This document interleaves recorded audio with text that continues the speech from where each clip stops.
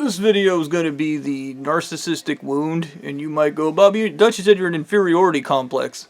Well, the inferiority complex and the narcissistic wound are kind of the same thing, because when you have an inferiority complex, the last thing you want to recognize is you can't do something or you can't be something because you're inferior. And you can be inferior in many ways in life. And nobody should ever, just because they're defective or something, be left out on their ass or be denied probably anything in life just because fucking there's something wrong with them, in my opinion. Unless they're a member of this church, then they're willingly pieces of shit and they need to be shot in the head.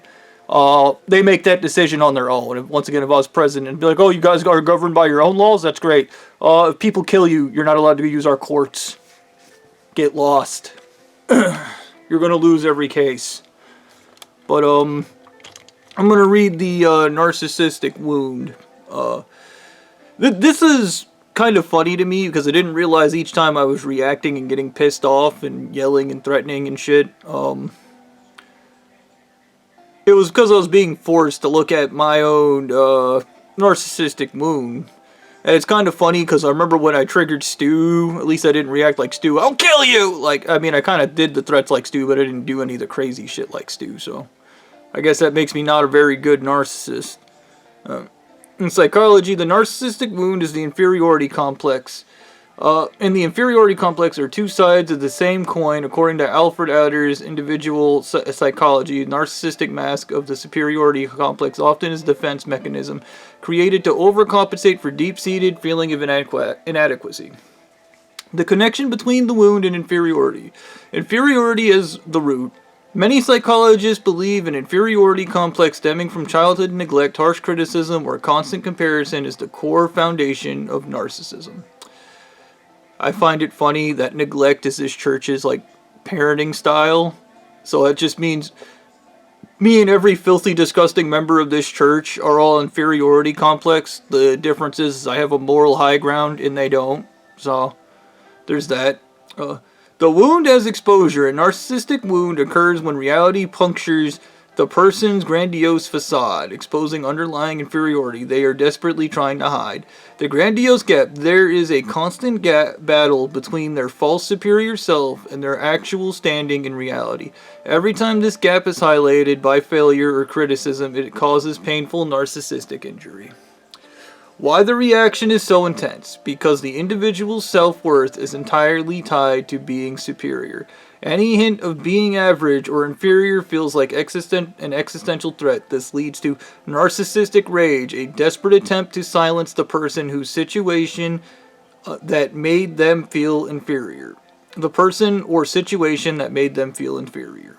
The overreaction from Stu. I kill you.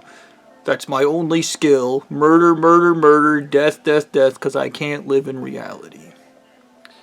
I'm living in reality right now, Stu. Quit being a pussy, man. Look at me. Fucking coward. Devaluation. Tearing others down to artificially elevate their own status and escape the feeling of worthlessness. Yeah, I do that a lot, but I devalue a lot of people on logical boundaries. It's probably not much better of an excuse, but honestly, when I see a useless person, I see a useless person. I'm not even going to lie about that. Vulnerability. In vulnerability or a covert narcissism, the inferiority complex is more visible, often manifesting as constant envy, hypersensitivity, and a sense of being wrongly overlooked. Features. Inferiority complex, narcissistic wound, a chronic deep-seated feeling of being less than others, an accurate emotional trauma when pride or dignity is challenged, the engine that derives the need for grandiosity, the break in the armor that lets the inferiority leak out, striving for achievements, withdrawal, hostile rage, or seeking revenge to restore the ego. There you go. One of the things it talked about but didn't bring up there was this really funny black and white thinking pattern where it's like either you're superior or you're garbage. And you'll find a lot, like, that's a big chunk of this church. They believe they're superior beings. That's why they have to cheat at everything, because that's how superior beings are done. But you know what I would like? I would like sometime in the near future, to people just go Church of Anal Eating Mummy rules. Like, just Christian rules. That would be amazing. Imagine playing chess with your family, and you're like, Christian rules! And dad just pulls out a gun and shoots his son in the head, and he's like, I'm gonna win! And then the wife poisons the husband's drink, and then the daughter stabs the mom to death, and then the daughter goes to move her piece, only to find out it's booby-trapped, and she gets sprayed in the face with acid, and her face melts off, and then she wins the game, but she's horribly mutilated.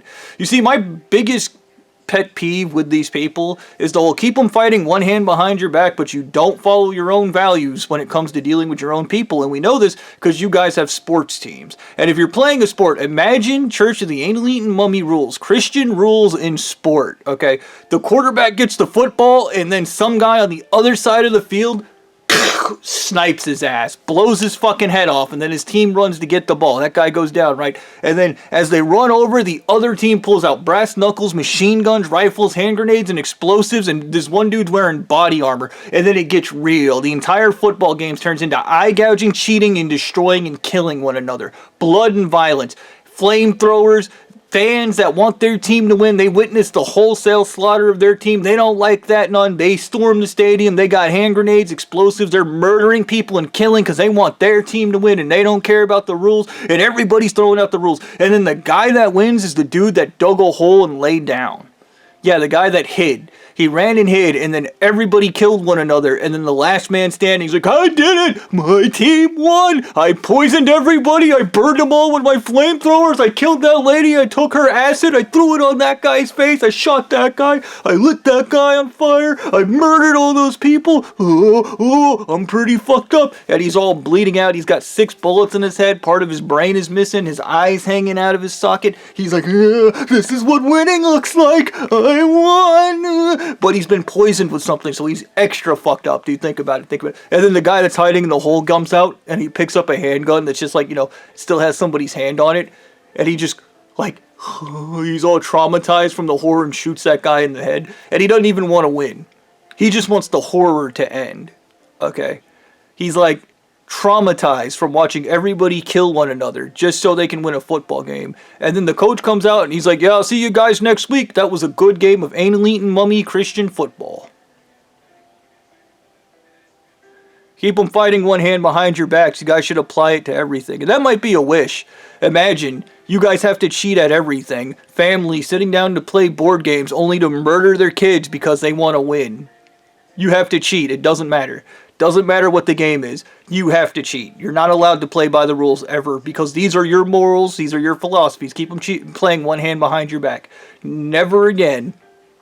No honor amongst you people to demonstrate how disgusting you actually are. So the whole world, you just turn it up to 11. The whole world gets a dose of how disgusting you human beings are.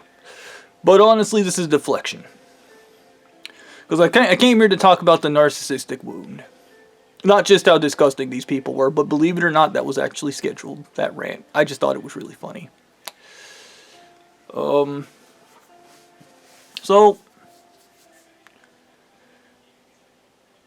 when I was a kid, and I struggled so hard with reading, and I was just told I didn't apply myself, I don't think anybody will ever understand what it's like to just be told you don't apply yourself when you're doing the best you can with a defective brain. And I think I would like a video game based on a defective character. Not a character that is like upgrades as the story goes along. A game where things just get worse for the character and it's disproportionate and completely unfair. And it's kind of like Lovecraftian. There is no surviving it. There is no manning your way through it. It just gets worse. In the entire time, the individual is somebody that's built to swim, but they're forced to walk. And this is the thing that hinders them through everything. And anytime they ask for help, nobody helps them. They just live in a disgusting world with disgusting people.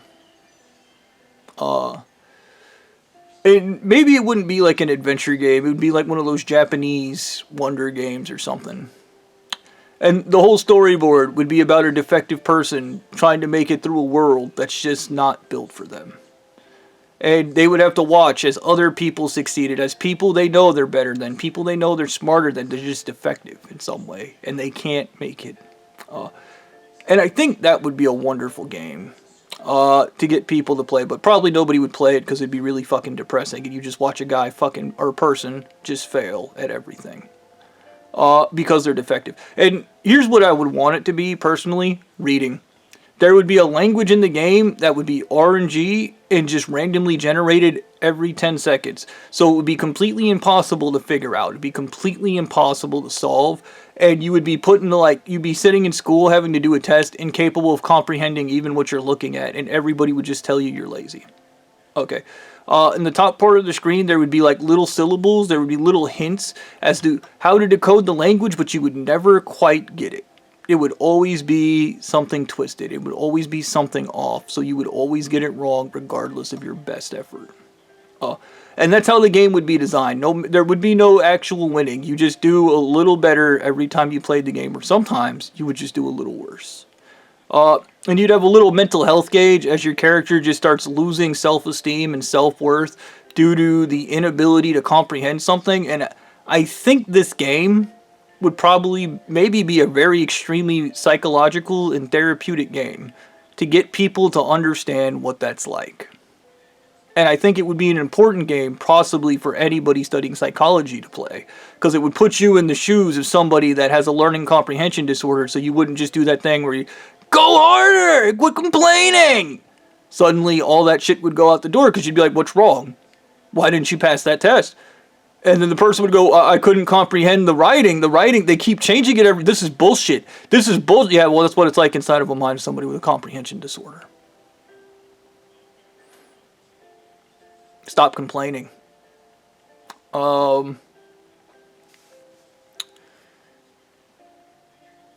for, I don't know exactly what I was trying to go for with this video outside of just explaining what a narcissistic wound is and possibly why it's probably a bad idea to touch it, but I do understand a lot more about myself.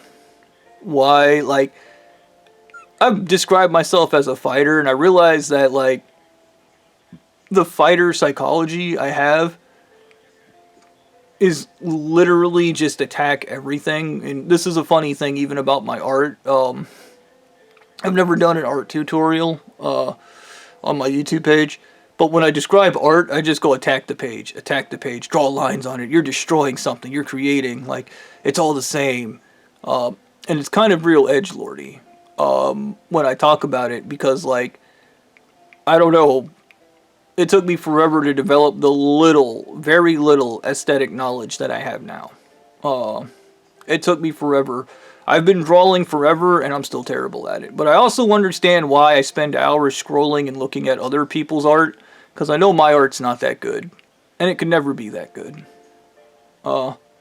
And it's not my fault, because I'm not the dickhead that was poisoning me with heavy metals when I was a kid. And I remember this self-righteous chestnut from Blondie where he was like, intelligence isn't everything. Yes, because that's what you want. A lead-brained, stupid leader.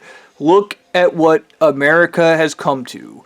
Electing lead-brained, stupid leaders that get other people killed.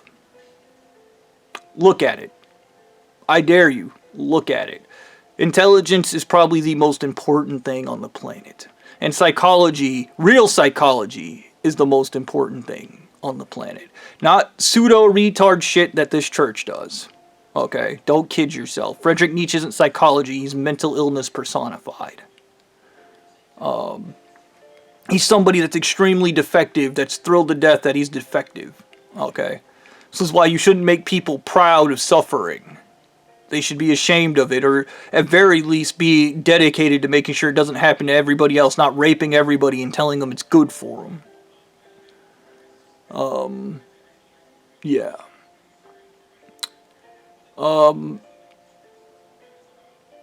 So, yeah. And I think that's what I've been actually fighting this entire time. Not going to court, not filing pro se, or any of these other things. I've just been fighting the fact that I'm not good enough. And I don't want to say I was born defective. I was made defective. And then people kept telling me, you don't need those things. Don't derive your self-worth. When a woman derives her self-worth from being beautiful, do you people just go out and dump acid on her? Is that normal? Is that what you do? The answer is no. No, you don't do that. Because you would all have ugly wives then. Okay. But then somebody goes, I derive my self-worth from this, but you can't have that. You're not allowed to. You see, this is what goes into that other video where I said you can't handle it. You can't handle it. You can't handle the fact that I'm one of the most fucked up people on the planet, but I'm still superior. In every fucking form. And that's just a general fact. I'm like a Coke can sitting on the top shelf. Not great in anything. Coke cans are terrible. They make soda taste like fucking aluminum, and they probably have aluminum in it. It's probably not good for you at all. I'm the worst version of a product.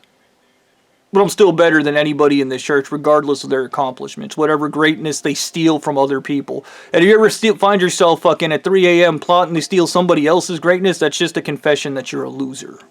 That is the only thing that is.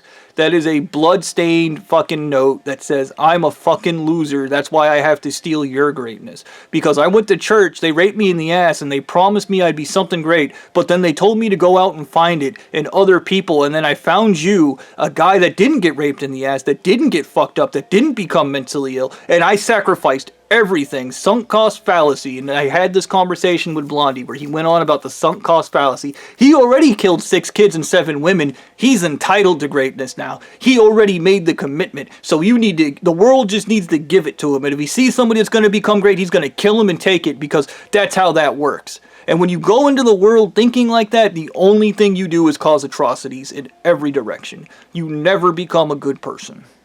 You never become a good person. And I don't give a fuck. You could help 1 trillion people. You never become a good person. Because your actions to begin with were in the wrong. But whatever. I can sit here all night screaming about this. We'll never get anywhere.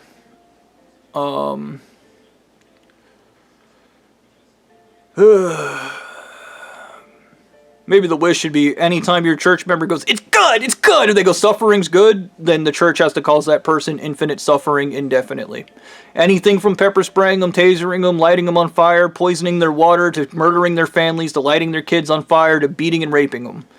You guys said suffering's good, so everything's good, it doesn't matter. You know immediately there would be fucking problems. Every church leader, I'll never say that. And you know they'd say it, and then somebody would go to tell him, they're like, kill him! Kill the blue-eyed guy! He's gonna tell people! Oh no! Like, whatever, man.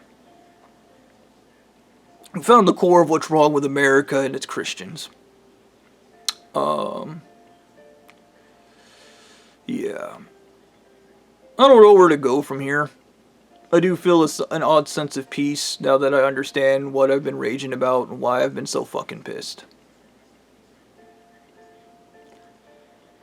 For some reason, I keep wanting to listen to this song. It's the Song of Healing from Majora's Mask, and it's actually Saria's song played backwards. And fun fact, I used to hum the Saria song all the time. It used to be one of my favorites. Everywhere I went, I would play that song in my head. It was like my version of elevator music. And now I'm listening to this song, and I used to hate this song growing up. I couldn't stand it. Useless Bobby facts. Yeah.